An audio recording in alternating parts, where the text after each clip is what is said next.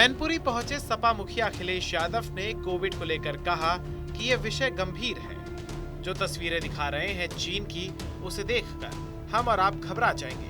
तो ये हो सकता है कि सरकार स्पॉन्सर कर रही हो इन तस्वीरों को। सरकार ये कोशिश कर सकती है कि इस तरीके की तस्वीरें दिखाओ जिससे लोग डर जाएं, घबरा जाएं। प्रदेश की जनता और देश की जनता सच जानना चाहती है। जो सच है वो बताया जाए। अगर कोरोना है और पाबंदी लगानी है तो बता दीजिए। कोरोना का इलाज कैसे करोगे वो भी सरकार बता दे। देखिए, ये मैं अपने पत्रकार साथी को धन्यवाद दूंगा। चीन से आपको हमेशा खतरा रहेगा। चीन न केवल आपकी सीमाओं को सिकोड़ रहा है, आपकी सीमाओं पे कब्जा कर रहा है चीन, उसके साथ साथ आपके बाजार को भी कब्जा कर रहा है। अगर आपके ऊपर दो तरह के खतरे हैं, एक तो आपका सीमा पर खतरा है चीन से, दूसरा आपका बाजार कब्जा कर ले रहा है। तो आप पे रास्ता क्या है? इसलिए भारत सरकार को सावधान रहना चाहिए चीन से। जो नेताजी कहते रहे, जो डॉक्टर राम मनोहर लोहिया कहते रहे, लेकिन भारतीय जनता पार्टी आपको फिल्म दिखा देगी कि फिल्म देखिए आप। इसलिए आपको हमको सावधान रहना पड़ेगा भारतीय जनता पार्टी की साजिश से, भारतीय जनता पार्टी की रणनीति से। भारतीय जनता पार्टी हमेशा ऐसा करती है जिससे आपको असली मुद्दे से ध्यान हटा सके। नगर निकाय चुनाव को लेकर अखिलेश यादव ने कहा, जिस तरीके से उपचुनाव में समाजवादी पार्टी ने जीत दर्ज कराई है, उसी तरीके से निकाय चुनाव में भी जीत दर्ज होगी और पार्टी सिंबल पर लड़ाई की। मैं अभी मैनपुरी आया हूँ। बीजेपी घबराई हुई है इसलिए है कि इसने कोई समस्या का समाधान नहीं किया। मैं सैफई से चला हूँ और मैनपुरी पहुंचा हूँ। पूरे डिवाइडर पर सांड बाबा दिखाई दे रहे हैं। क्या इन्होंने नई जिम्मेदारी ली थी? और जिस देश का प्रधानमंत्री का कहता हो कि जानवर की बड़ी समस्या और जानवर की समस्या का समाधान हो, बताओ प्रधानमंत्री के कहने के बाद भी सड़कों से सांड नहीं हट पा रहे, तो सरकार फेल है कि नहीं फेल है? बताइए, डीजल पेट्रोल कहाँ पहुंच गया? रसोई गैस की कीमत क्या है? खाद कहाँ है? कहीं भी किसानों का धान खरीदने का केंद्र बनाओ तो बता दो आप। तो सरकार फेल है।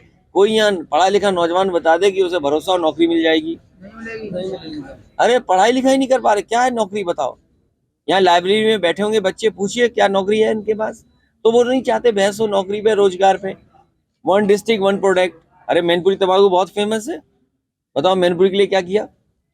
आप पत्रकार साथी हो, मुख्यमंत्री कहते हैं वन डिस्ट्रिक्ट वन प्रोडक्ट। अगर आपने सवाल भी पूछ लिया उनसे तो जेल भेज दिए जाओगे।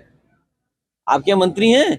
आप पूछिए वन डिस्ट्रिक्ट वन प्रोडक्ट में क्या बजट आया मैनपुरी का। नगर निकाय में भी समाजवादी पार्टी का प्रदर्शन बहुत अच्छा होगा।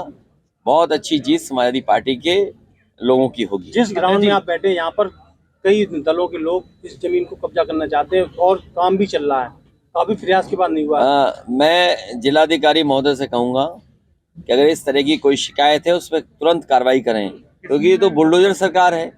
ये जहाँ चाहती वहाँ बुलडोजर ले जाती है, तो कम से कम जमीन ना कब्जा होने दे। ऐसा बुलडोजर लेकर के चले जिससे जमीन कब्जा ना हो। इस सरकार में जनता की सुनवाई बंद हो गई है, न्याय नहीं मिल सकता।